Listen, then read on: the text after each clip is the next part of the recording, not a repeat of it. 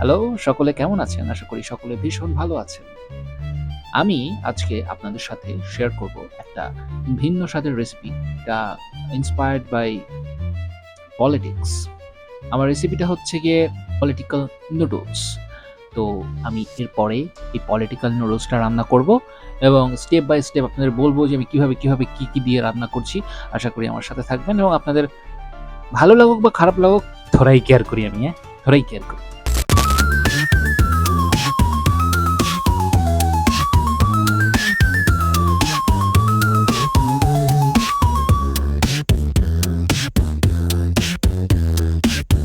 ওকে, এখন বিষয় হচ্ছে